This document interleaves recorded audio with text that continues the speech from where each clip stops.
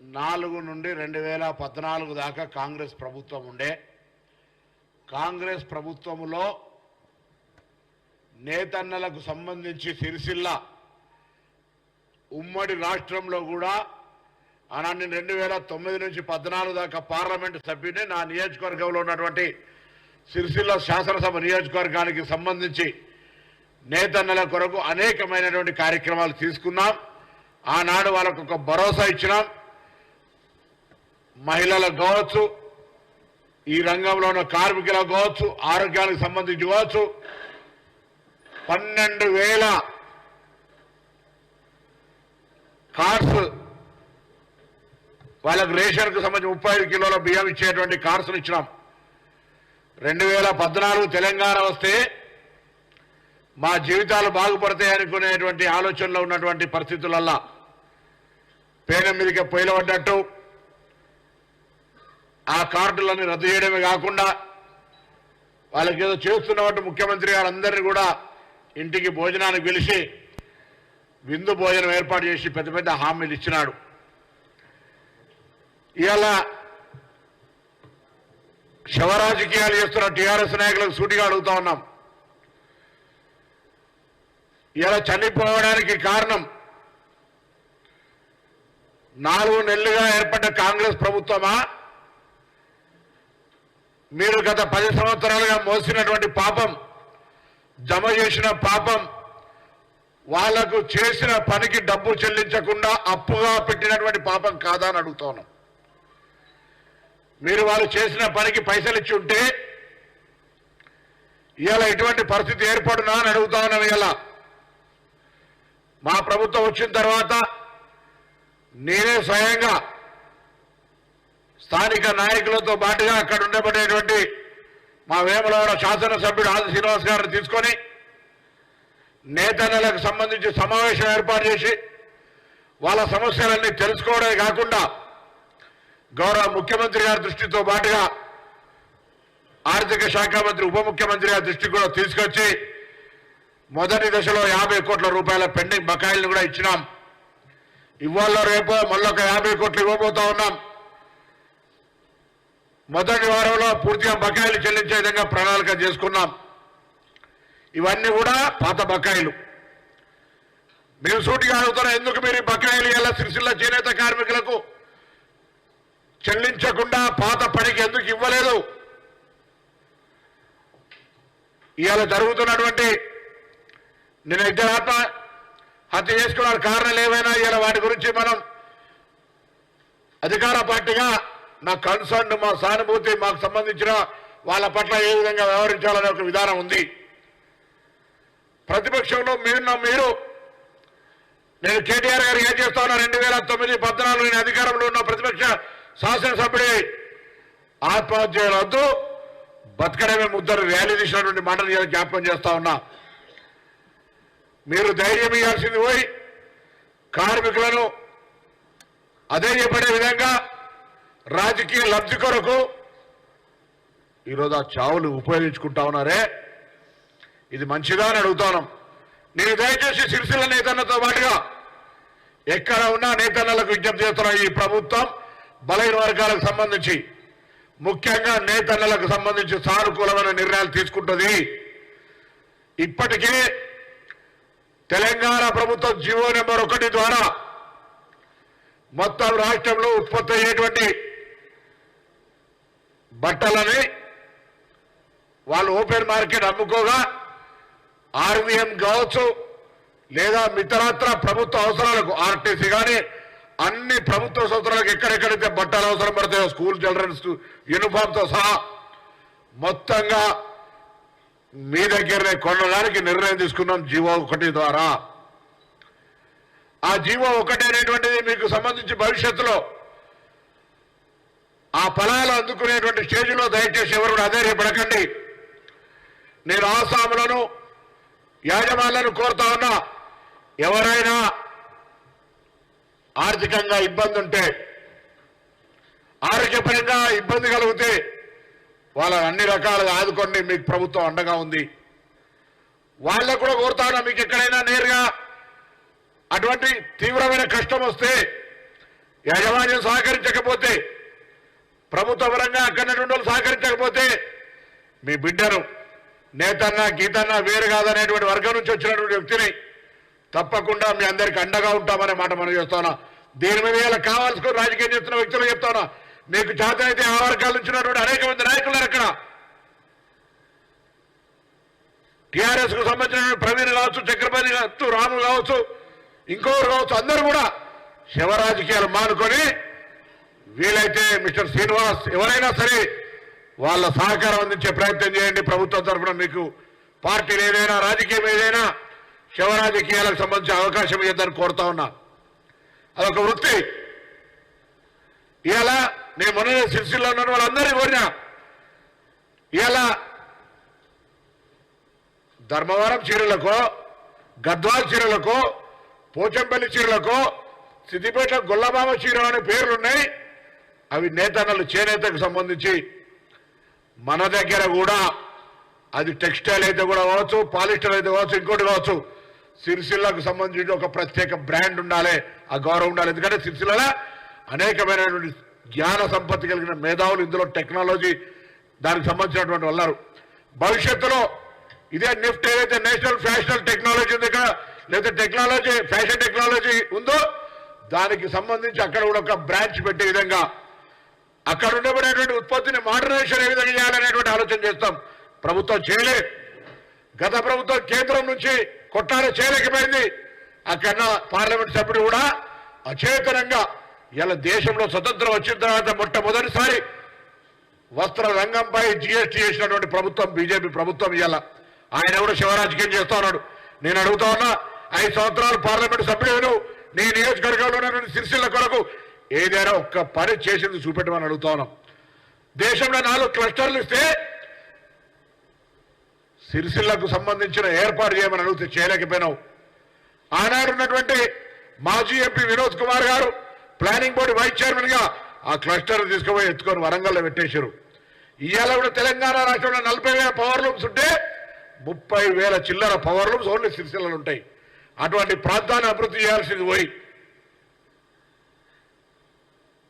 ఇవాళ అన్యాయం చేసింది మీరు కాదా అని అడుగుతాను. ఒక పక్క భారతీయ జనతా పార్టీ కేంద్రంలో అధికారంలో ఉండి, ఒక పక్క రాష్ట్రంలో టీఆర్ఎస్ పార్టీ అధికారంలో ఉండి సిరిసిల్ల వస్త్ర ప్రపంచం ఆ పరిశ్రమ సంక్షోభంలో రావడానికి మీరు కారణమా, అధికారంలో 4 నెలలు అయినటువంటి మేం కారణమా? ఒక్కసారి ప్రతి ఒక్కరు ఆలోచన చేయమని చెప్పి కోరుతున్నాం. మేము భరోసా ఇస్తా ఉన్నాం. బలైన వర్గాల శాఖ మంత్రిగా నేతన్నలకు దయచేసి ధైర్యంగా ఉండండి. మా ముఖ్యమంత్రి రేవంత్ రెడ్డి గారు, ప్రభుత్వము, కేబినెట్, శాసనసభ్యులు మీకు అండగా నిలుచుంటుంది. మీ ఉత్పత్తులు కొనుగోలు చేస్తుంది. మీరు ఉత్పత్తి చేసడానికి అనేకమైనటువంటి ఆర్డర్లను ఇవ్వమని సంబంధిత శాఖ అధికారులకు ఇప్పటికే ఆదేశించడం, చీఫ్ సెక్రటరీ గారు కూడా చెప్పిన అన్ని రకాల చర్యలు తీసుకుంటా ఉన్నాం. దయచేసి చావు శరణ్యం కాదు, మరణం అంతిమం కాదు. పోరాడదాం. ఒకవేళ మీకు అన్యాయం అనిపిస్తే నేరుగా మా దగ్గర పోరాడదాం. రండి, నా దగ్గరనే పోరాడండి, కొట్లాడండి నాతోటే. కానీ ఈ శివరాజకీయాలు చేసినటువంటి ఉత్సవ బలతోని నేను అదేవిధంగా జిల్లా కలెక్టర్ గారిని కూడా విజ్ఞప్తి చేస్తాను. చావులకు సంబంధించినటువంటి అసలు కారణాలను వెతుకొని అటువంటి భవిష్యత్తులో జరగకుండా అన్ని రకాల చర్యలు తీసుకోవాలని సందర్భంగా రాష్ట్ర ప్రభుత్వాన్ని, చీఫ్ సెక్రటరీ గారిని కోరుతా ఉన్నాం. ఇవాళ ఇటువంటి జరగడానికి వీల్లేదు. మా ప్రభుత్వం వచ్చినాక ఇంకా అసలు జరగడానికి వీలే లేదు.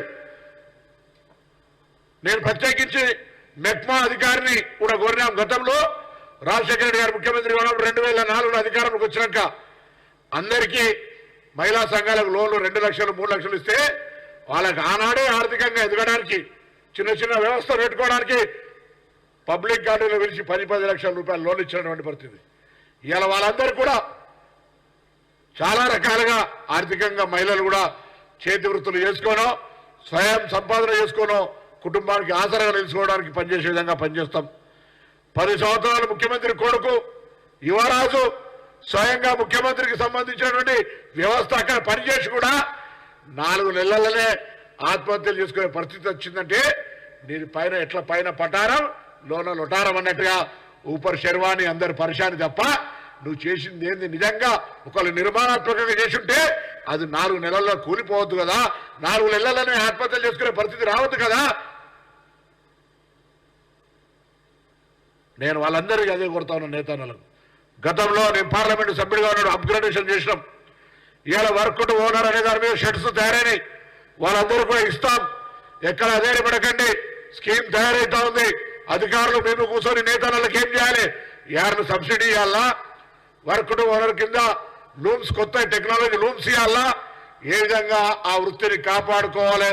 తెలంగాణలో చేనేత వృత్తికి ఉన్నత స్థానం తీసుకొచ్చే విధంగా మా ప్రభుత్వం చర్యలు తీసుకుంటుందని మనం చేస్తూ, దయచేసి ఆత్మహత్య శరణ్యం కాదు, ఆత్మహత్యను రాజకీయాలు, శివ రాజకీయాలు చేయొద్దని కూడా టీఆర్ఎస్ పార్టీకి సందర్భంగా కోరుతాను. టీఆర్ఎస్ పార్టీ అధికారంలో ఉన్న 2014 నుంచి 2023 వరకు కూడా ఒకవేళ మీరు రాజకీయం చేయదలుచుకుంటే 135 మంది చేనేత కార్మికులు చనిపోయారు వివిధ కారణాల వల్ల.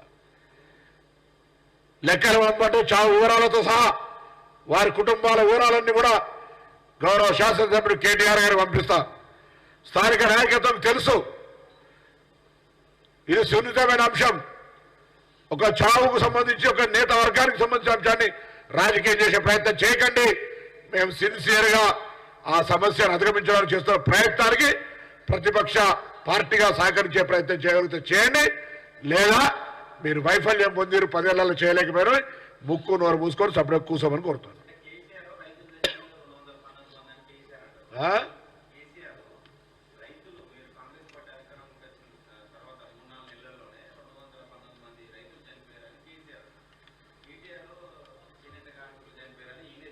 లెక్క చెప్పిండి ఆయన ఏమన్నా, నిన్ననే 2 చనిపోయారు, రకరకాల కారణాలు. నేను ఇప్పుడు చనిపోయిన వాళ్ళ గురించి మనం ఏం మాట్లాడినా పొరపాటు.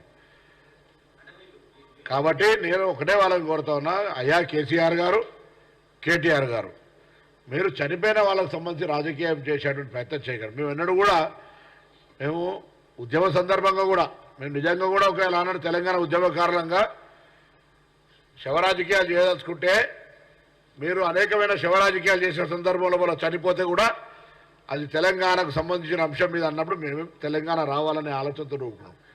ఇవాళ కూడా మీరు అటువంటి విధంగానే అదే బాణిలో వ్యవహారం చేస్తా అంటే వాస్తవాలు చెప్పాల్సి వస్తుంది, మీ యొక్క అసలు రంగు చెప్పాల్సి వస్తుంది. శివరాజకీయాలు అందుకే వద్దని చెప్తా ఉన్నాం. వీలైతే ఆ వృత్తిని సహకరించి అక్కడ స్థానిక శాసనసభ్యుడి రా, జిల్లా మంత్రితో కూర్చో, మీరు మాకు అపాయింట్మెంట్ ఇచ్చే పరిస్థితి లేదు కావచ్చు, నేను మీ ద్వారా ఆహ్వానిస్తాను శాసనసభ్యుడిని. సిరిసిల్ల చేనేత సమస్యలు పరిష్కరించడానికి అక్కడ స్థానిక శాసనసభ్యుడిగా 2009 నుంచి ఇలా 15 సంవత్సరాలుగా నాతో పాటు 5 సంవత్సరాలు పనిచేసినావు. దాని తర్వాత 10 సంవత్సరాల్లో 15 సంవత్సరాల చేనేత వర్గానికి నువ్వు చేసిందేంది, చేయాల్దేంది. నా అధికార పార్టీగా నేను మంత్రిగా, ఆ జిల్లా మంత్రిగా నేనేం చేయాలో రా, నేను ఓపెన్గా నేను ఆహ్వానిస్తా ఉన్నాను. కూర్చుందాం రండి. No dead body politics, please come. తెలుగులో అర్థం కాకపోతే ఇంగ్లీష్లో కూడా చెప్తాను. శివరాజకీయాలు వద్దు అని చెప్తాను. Don't do politics on dead bodies. I'm ready to give time to debate or discuss with that weavers issue in Sircilla to resolve. అరే ఇప్పుడు గ్యారంటీలు చేసినవా లేదా అనేటువంటిది ముందు నన్ను అడిగే ముందు ఒక్కసారి ఇట్లా చేయి చూపెట్టుకో. ఎక్కడెక్కడ డబుల్ బెడ్రూమ్లు కట్టించినావు, ఎక్కడెక్కడ 3016 రూపాయలు నిరుద్యోగ భృతి ఇచ్చినావు, ఎక్కడెక్కడ దళితులకు 3 ఎకరాలు దాగిచ్చినావు, ఎక్కడ పిల్లల నిరుద్యోగాలు ఇచ్చినావు. నువ్వు ముందు ఒక్కసారి గుడ్డ మీద చేసుకొని చెప్పి తర్వాత మాట్లాడమని కోరుతాను. కిషన్ రెడ్డి ఎవరు? మన మాజీ మంత్రి, కాబోయే మాజీ మంత్రి.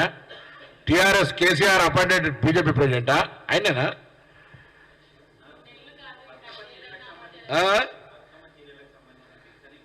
బతుకమ్మ చీరల బిల్లులు గత ప్రభుత్వం ఉన్నాయి, 50 కోట్లు ఇచ్చినాం. ఈ 2-3 రోజుల్లో మళ్ళీ మిగతా ఇస్తాం. మొదటి వారంలో కంప్లీట్ బిల్స్ అని పేమెంట్ చేస్తాం. ఈ ఎవరప్పు మీ కాదా? మీకు ప్రభుత్వాల బాధ్యత లేదా? ఎస్, గౌరవ నిరంతర ప్రక్రియ కావచ్చు, కానీ మీరు పెట్టిన అప్పుకు దానికి సంబంధించి మన రాజకీయంగా మమ్మల్ని బ్లేమ్ చేసే ప్రయత్నం చేస్తే ఎట్లా?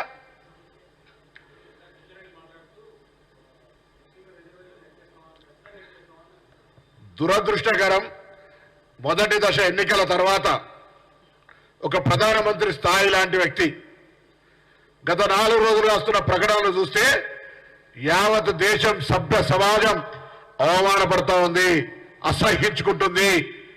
ప్రధానమంత్రి అనే పదవికి గౌరవం లేకుండా చేస్తున్న నరేంద్ర మోడీ సూటిగా అడుగుతా ఉన్నా, నేను ఒక హిందువుగా 85% ఉన్న హిందువులకు నీ భారతీయ జనతా పార్టీ దేశంలో ఎన్నడూ లేని విధంగా మెజారిటీ వస్తే ఏం చేశామని అడుగుతా ఉన్నా.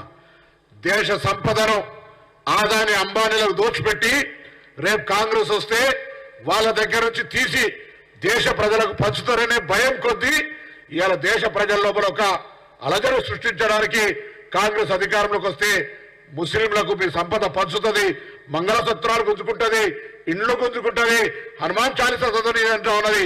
50 ఏళ్ళు పరిపాలించడం ఇలా హిందువులకు రక్షణ మా టైం లెక్కుందా, మీ టైం లెక్కుందా?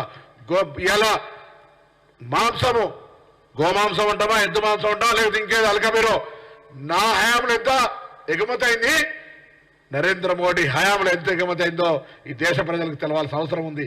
మీరు మాట్లాడుతూ ఉన్నారు ఇలా మీరు 85% హిందువులకు నువ్వు సంవత్సరానికి 2 కోట్ల ఉద్యోగాలు ఇచ్చుంటే నా హిందువులకు 180 లక్షల ఉద్యోగాలు వచ్చేటి కదా. ఇలా రైతులకు మీరు బెనిఫిట్ చేసుంటే దేశవ్యాప్తంగా ఉన్నటువంటి 90% హిందూ రైతులకి ఇలా ధర వచ్చేది కదా. ఇలా పెన్షన్ రైతులకు వస్తుండే కదా.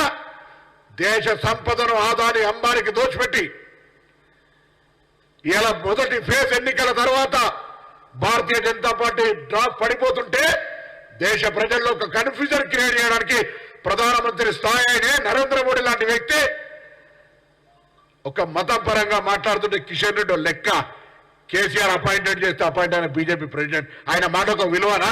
రేపు పొద్దుగాల కాబోయే మాజీ మంత్రి ఏంది? అరే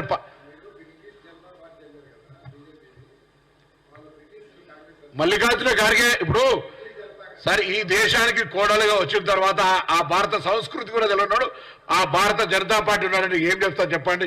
ఆయనకి విద్యార్థినే. భారతదేశ సంస్కృతిలో ఇంటి కోడలుగా పోయిన తర్వాత ఆ యొక్క చాలా మంది మనం విదేశాల వాళ్ళు పెళ్లి చేసుకున్నారు. మొన్ననే మా ఊర్లో ఒక ఆయన శ్రీలంక నుంచి చేసుకున్నాడు, ఒక ఆయన యుఎస్ నుంచి చేసుకున్నాడు, ఒక ఆయన పాకిస్తాన్. ఇక్కడికి వచ్చిన తర్వాత వాళ్ళు ఈ భారతీయులే. ఈ సంస్కృతి ఈ యొక్క వ్యవస్థ కూడా తెలియన్నాడు. ఒక కేంద్ర మంత్రి అంటే తెలంగాణకి అవమానం.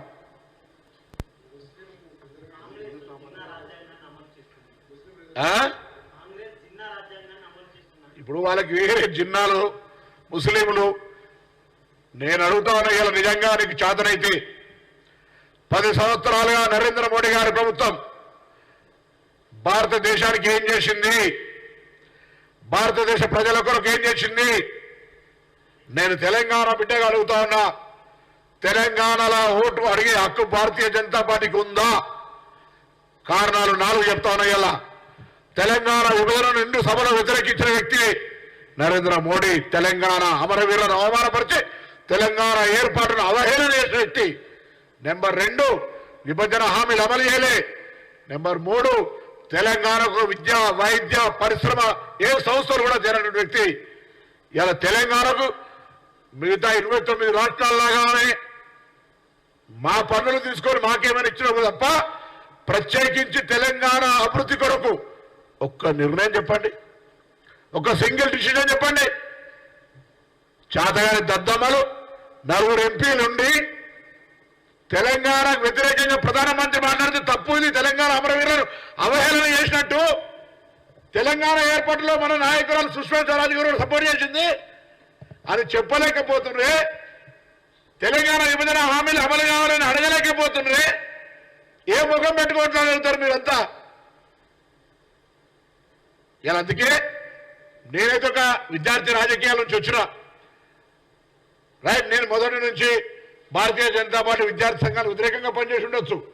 నేను ఆ విధంగా అయినా పక్క ఒక హిందువుగా దానికి సంబంధించి ఏదో భక్తి అనేది గుండెలు ఉండాలి, దేవుడు గుళ్ళుండాలి. దేవుడు నా గుళ్ళని బయట తీసుకొచ్చి రోడ్డు మీద బట్టి రాజకీయం చేస్తుంది మీరా మేమా? ఇవాళ నరేంద్ర మోడీ లాంటి వ్యక్తి ప్రధానమంత్రి అటువంటి మాటలు మాట్లాడి హనుమాన్ చాలీసా అయితే చదవలే, చదువుతలేరా? ఇప్పుడు రమ్మంటా బీజేపీ నాయకుడు కిషన్ రెడ్డి చదవను. రామ రామ రమేతి రమే రామే మనోరమే సహస్రరామ సత్యంలో రామరామ వరానే రమ్మని చదువుమని.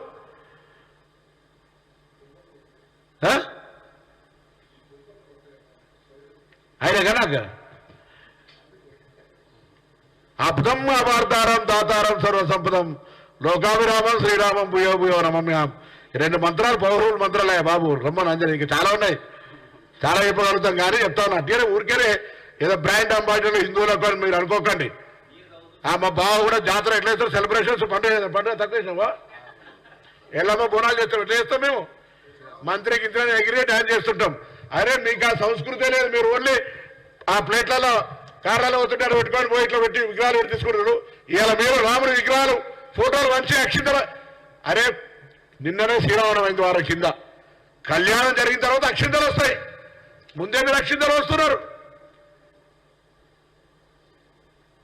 ఏం తలంబ్రాలు పెళ్లి కాకముందు రాజానా, తలంబ్రాలు పెళ్లి కాకముందు వసుకున్నావా? పెళ్లి అయినాక పిల్ల అభినాడు పోసుకుంటారు, అక్షింతలు తర్వాత వేస్తారు. చారి సాపుకినట్టు ముందేసిరేంది? అరే ఇలా అటువంటి సంస్కృతి ఏం సంస్కృతి? ఒకడు అంటాడు నీకు పుట్టిన బిడ్డ నీ బిడ్డనా కాదా అని నరసత్తి చెప్తే తెలుస్తాడు ఒక మూర్ఖుడు. అందరి తల్లులకు ఇలా మాతృత్వం అనేది ఒక పెద్ద గొప్ప వరం తల్లికి. అటువంటి తల్లికి పుట్టిన బిడ్డ నరసచ్చి నీ పిల్లగారని చెప్పాలట, అప్పుడు ఆ తల్లికి తెలుస్తాడట. అటువంటి మూర్ఖులున్న పార్టీ జూలగా మారిపోయింది ఆ పార్టీ. 10 ఏళ్ళలో ఎందుకు చేయలేదు దమ్ము? నయ్యే దమ్నయ్యే చేసి చూడాలంటే దేశంలో 30 సంవత్సరాల తర్వాత నీకు అంత మెజార్టీ ఇచ్చారు, ఎందుకు తీయలే? ఎలక్షన్లప్పుడు ఎందుకు జారీ చేస్తుంది? ఇది మెజార్టీ హిందువులు ఆలోచన చేయాలి. నిజంగా నీకు ఒకవేళ తీయాలని ఆలోచన ఉంటే, ఓటొక్కడికే మాట్లాడకపోతే 10 సంవత్సరాలుగా ఎందుకు నువ్వు దాని గురించి మాట్లాడలే? You are provoking majority Hindus. నేను సూటిగా అడుగుతాను, నేను ఈ దేశంలో ఒక భారత పౌరుడిగా ఒక హిందువుగా 10 సంవత్సరాలుగా భారతీయ జనతా పార్టీ ప్రధానమంత్రి నరేంద్ర మోడీ గారు ఏ హిందువుకు ఏ లాభం చేసాడు? ఒక్కడే బేసిక్, ఇది ఫ్యూడలిస్టిక్ పార్టీ, వ్యాపారస్తుల పార్టీ. దళితులకు బీసీలకు సంబంధించిన రిజర్వేషన్ విషయంలో కూడా కులగణన జరుగుతుందంటే భయపడి రేపు రిజర్వేషన్లకు సంబంధించిన లెక్క అన్ని కథ చేస్తా ఉన్నారు. అవు మాకు భయం ఉంది. రేపు పొద్దున్న నిజంగానే ఇల్లు ఆనాడు మండల కమిషనర్తో కమండలు చేసింది మీరే కదా. ఇవాళ కూడా మళ్ళీ కులగణన జరుగుతుందంటే ముస్లింలు మీ ఆస్తి ఎత్తుకపోతారు, మంగళసూత్రాలు గుంజుకుంటారు. ఎంత నీచమైన మాట ఈ దేశంలో. ఎన్నికల కమిషన్ సుప్రీంకోర్టులు ఏం చేస్తున్నాయో దండం పెట్టి అడుగుతా ఉన్నాం. మంగళసూత్రాలు గుంజుకునే సంస్కృతి ఈ దేశంలో 50 ఏళ్ళు పరిపాలించినాం, మంగళసూత్రాలు నిలబెట్టినాం. జాగలు గుంజుకున్నామా? జాగలు వంచినాం. ఎవరు ఆస్తులు గుంజుకున్నామా? ఆస్తులు క్రియేట్ చేసిన దేశానికి. హనుమాన్ చాలీసాలు చదవలేరని చెప్తా ఉన్నారు. దేశంలో మా టైంలో నిర్మాణమైన గుళ్ళు 10 ఏళ్లలో ఏడో నిర్మాణం అయ్యారండి.